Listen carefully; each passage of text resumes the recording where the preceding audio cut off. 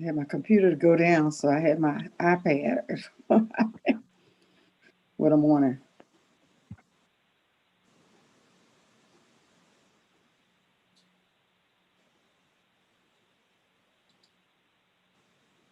Okay, we are, excuse me, we're now live on YouTube, and it looks like we have a quorum, Madam Chair. Okay. And you're going to post up the agenda? Yes, ma'am. Okay.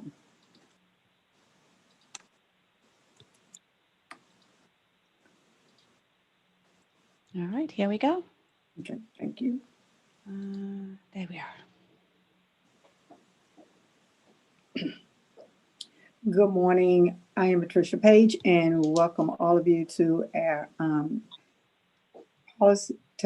executive meeting this morning, February the 4th, 2021. Our statement regarding virtual meetings is enclosed in your packet, so we do not have to read that. So at this time, we'll request that we have roll call and certification of quorum. Thank you. Good morning, everyone. Let's start with Town of Ashland. Mr. Hodges. Here. Ms. Barnhart. Charles City County, Mr. Coda. Chesterfield County, Mr. Holland. Ms. Haley. Goochland County, Mr. Lumpkins. Ms. Lascalette. Here. Hanover County, Mr. Peterson. Here. Mr. Davis. Henrico County, Ms. O'Bannon. Mr. Thornton. New Kent County, Chair Page. Here. Mr. Tiller. Powhatan County, Mr. Williams. City of Richmond, Dr. Newbell. Here. And Mr. Addison. Thank you. That concludes the roll call for attendance, and I can certify that we have a quorum, Madam Chair. Thank you so much. Item 1 is consideration of amendments to the action meeting agenda. Are there any items that the members would like to place or any amendments to this agenda? Hearing none, we will move on to item 2, which is the approval of the January 7th, 2021 Executive Committee meeting minutes. Are there any corrections, deletions, or conversation? And if not, we will entertain a motion. So moved, Madam Chair. Second. Thank you. It's been moved and second that we approve January 7th meeting minutes for the Executive Committee. All in favor, say aye. Aye. Aye. Any opposition? Thank you. Item 3 is our open public comment period. Have we had any emails, text messages, or any communication regarding comments from the public? No, Madam Chair, we have not received any. Okay, we will now close the open public comment period. The chairman's report. At this time, we have some members that were that are still present, and some that have moved from alternates to our membership roles. So the appointments are Mr. Lumpkins from Goochland County Board of Supervisors. Welcome back as a committee member. And also Ms. Lascalette from Goochland County. I believe you were alternate and you are executive committee member. So welcome. Thank you. It is indeed a joy. Good morning, my distinguished chair and friends. This is Jim Holland. Sorry it took me so long to find the link, but it just happens to me so often. Well, welcome, sir. And good morning. Good morning. It's a pleasure. Always to see your smiling faces. Keep smiling. At this time, we will have our secretary's report by Mr. Parsons. Thank you, Madam Chair. I apologize if I break in and out. I'm having software issues this morning. The one that to share on the Secretary's report is that we have I guess it's our 2021 executive committee membership list to share. And as Nicole has shared on the screen, this is for fiscal year 2021. So this is, I guess, a mid-year adjustment to show the members and the alternates from each jurisdiction. Nicole, was there anything in particular we needed to note on this? I don't think so for the executive committee. Like the chair mentioned, the only change for the executive committee was Ms. Lascalet joining the committee. Okay, thank you. And at the 9:30 meeting, we will be sharing the updated membership list for the full board as well. Okay, thank you so much. Okay. And now a review of the selected agenda topics. Mr. Parsons? Yes, Nicole, do you have that available to bring up? I'm having trouble getting to it. Thank you very much. So yeah, under new business B1, as you can see on the screen, we have a couple presentations.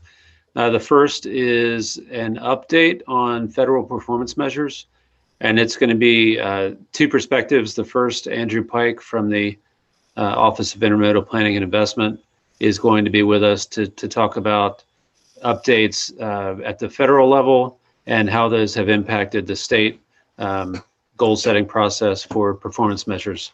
And I think there will be highlights on safety and possibly congestion, but there will be a good overview of what the state is looking at right now in terms of the performance measures that the federal government is requiring and what the state has adopted.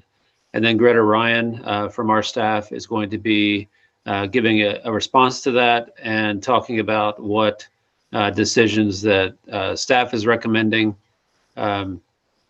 Most of those recommendations follow the state guidelines, but there are a couple that are more specific that we are recommending a slight divergence from the state actions. So there will be action to approve a couple letters that communicate our preferences for the performance measures we will be following this year, and that's in front of you for action at 9:30. Item B2, we'll get an update from Sulab Arial on our staff on the long-range transportation plan, most notably the vision, goals, and objectives that have been moved forward for approval from the advisory committee. The TAC has also seen these and provided comment. We have received public comment, and we feel like these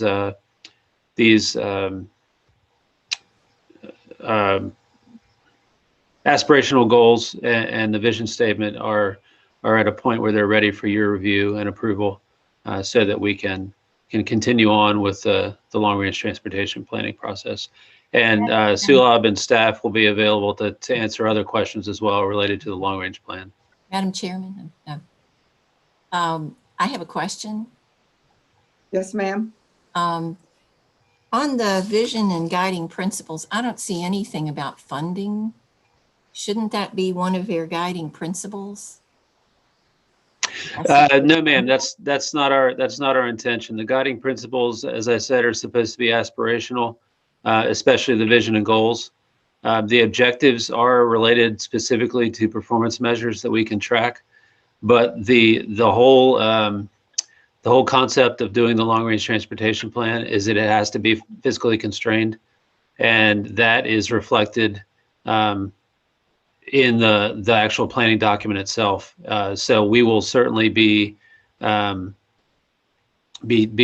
to the fact that the plan has to recommend projects that are actually fundable and implementable based on estimated budgets. And that includes federal dollars, state dollars, CBTA monies, as well as other local and regional funds that might be available. We could certainly entertain discussion about this if that's the preference of the board, but our intent was for the vision and goals, especially to be something that can inspire the plan and lead us to come up with great projects.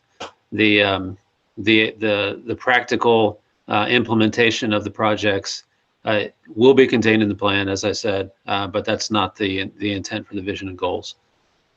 And there is one word that I couldn't find in the dictionary. And it's being used here. So apparently I'm just interested in, what does decarbonizing mean? It says decarbonizing transportation. And I just wanted to know what decarbonizing means, because I think I know, but there's no Yes. definition available. So Sure, that's a great question, and this is part of the review process that these went through. Our advisory committee, as you may know, is made up of TAC members, but it also is composed of community leaders, stakeholders from other organizations, and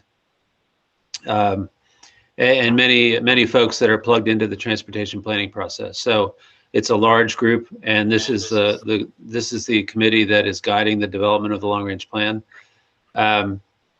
Staff put together recommendations and then received feedback from the advisory committee as well as the public at large. And one of the concepts was moving away from fossil fuels, if that is a possibility, and that's the reference to decarbonization.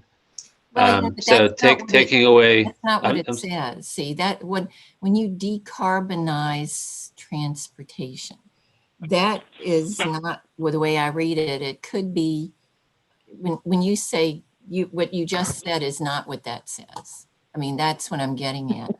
I thought I knew that's what they were getting at, but there is decarbonizing transportation could mean, what I've written down is, okay, so you want electric vehicles. So you go from non-point source to point source pollution. Is that what they want? The next thing is decarbonizing could mean we go all nuclear. So are we promoting use of nuclear materials to drive our vehicles? So just that term, there's not a good definition that I can come up with. So if what you want to do is reduce pollutants, which is what it says, that's a good goal.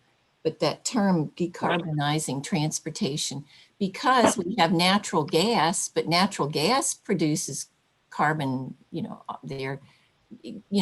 have natural gas on our buses, but that's not, even that doesn't decarbonize transportation, if that's the definition. And I think that's what it is, but decarbonizing, I mean, that's what, if you want to reduce pollutants, that probably would be just to take that other part, it just jumped out, because some people think that having electric cars it's only going to go from non-point source pollution to point source pollution, because you're plugging it into the electric plant, which often uses coal. But even if it uses nuclear, is that what you are aiming for if you're decarbonizing? Okay, that's it. Yes, that's the objective B2 is on the screen. That's the one that Supervisor O'Bannon is referencing. It started with reduced transportation-related pollutants, but the discussion among the advisory committee was to add the additional language. And I think the intent is not just to go to electric vehicles, but also to consider other modes as well, including walking and biking as much as possible. And that goes with the other objectives regarding increasing the number and share of trips taken by active transportation modes, minimizing the impacts. All of these objectives work together when we're considering the environment and land use. So then why not say it that way? Because decarbonizing transportation would mean we don't even like electric vehicles, because electric vehicles, produce carbon pollution. And that's because you plug it in and the power plant produces. That's what I said. It goes from non-point source to point source. Mr. Chairman, Okay, that Yeah. I just thought. Yes. Madam Chairman. Yes, ma'am.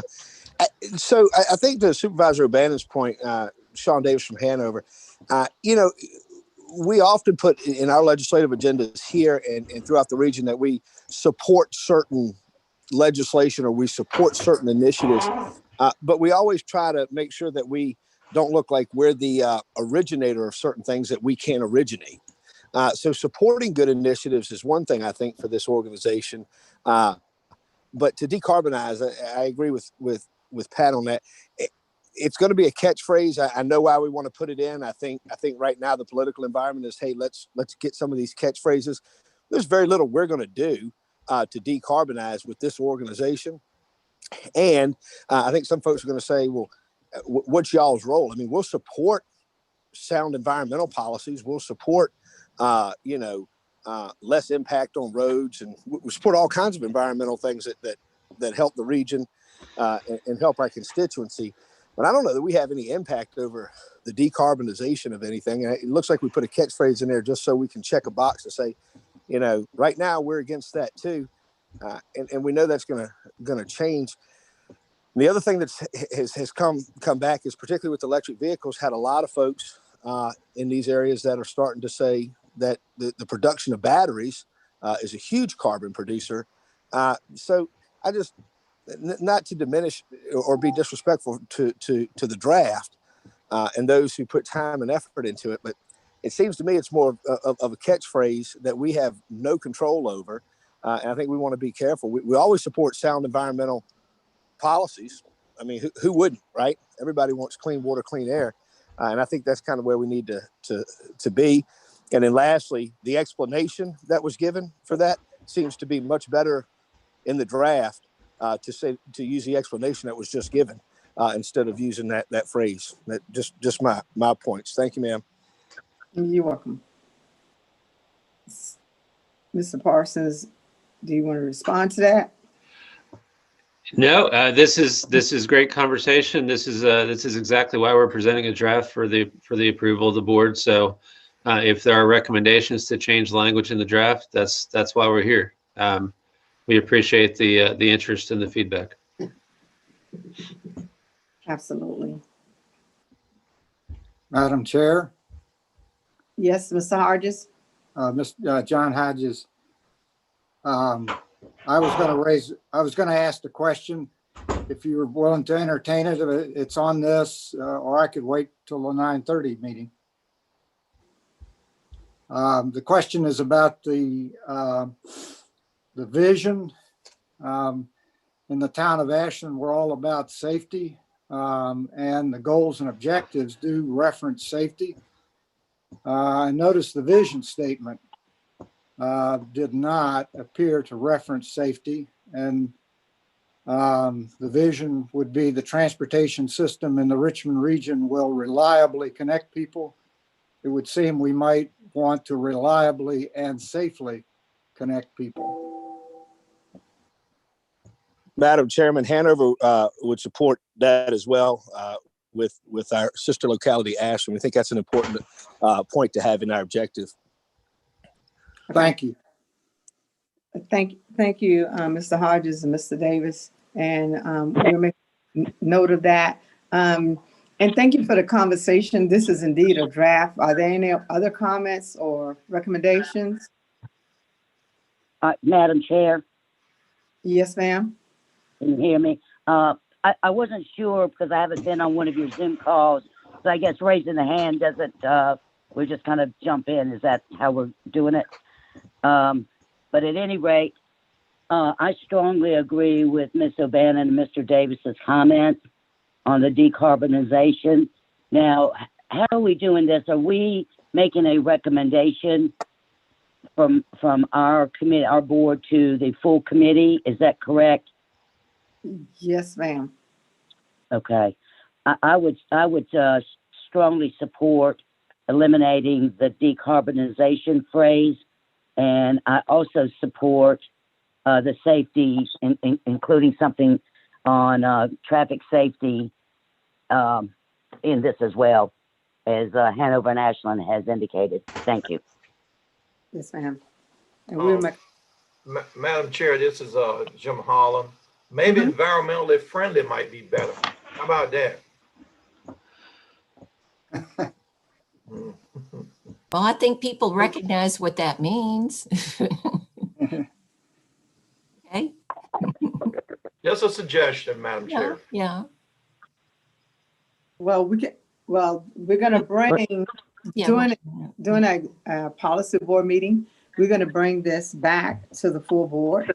And it's possible that they will even have other language that they will indeed want to either add or delete from this policy for revisions. And so I'm quite sure we have a very active conversation on Connect RVA 2045. Madam Chair? Yeah, note of the comments that have been made and the request for certain revisions. Madam Chair? Yes, Dr. Newbill? Yes, I just wanted to weigh in. I concur with the comments that have been made thus far, and would certainly look to staff to go back and certainly based on this conversation, but any feedback from the larger board meeting and tweak it consistent with the, as I said, with the conversation relative to decarbonization, the safety, et cetera. So I absolutely would concur as well. Yes, ma'am. Thank you. Any other comments regarding Connect RVA 2045? All right, the Parsons. Thank you very much. And then item B3, I was going to briefly share a couple slides, if I can get them working at 9:30, to review the kind of a draft overview of the FY22 Unified Planning Work Program. This essentially is an annual document that sets out the priorities for work for the agency.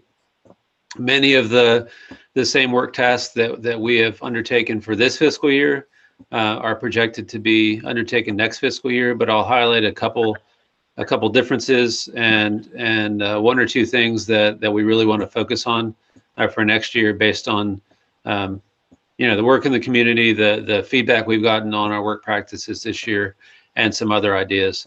This is the first time you all have seen this, and that's the intent, is just to put it in front of you so you can start thinking about work tasks and help staff come up with priorities for next year.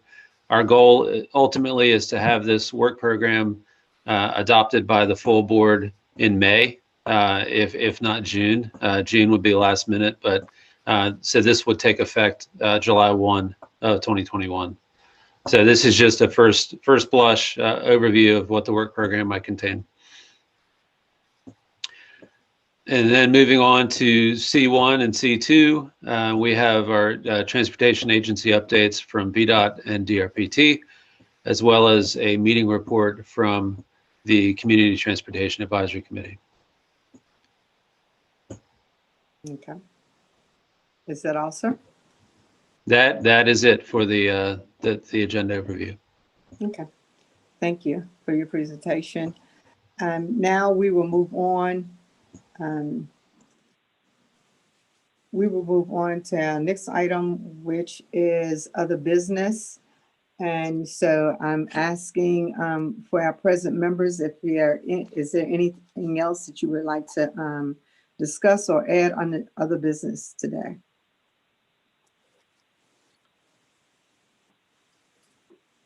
Hearing none, our next meeting will be March the 4th, 2021 at 8:30 a.m. Hopefully not Zoom, but probably Zoom.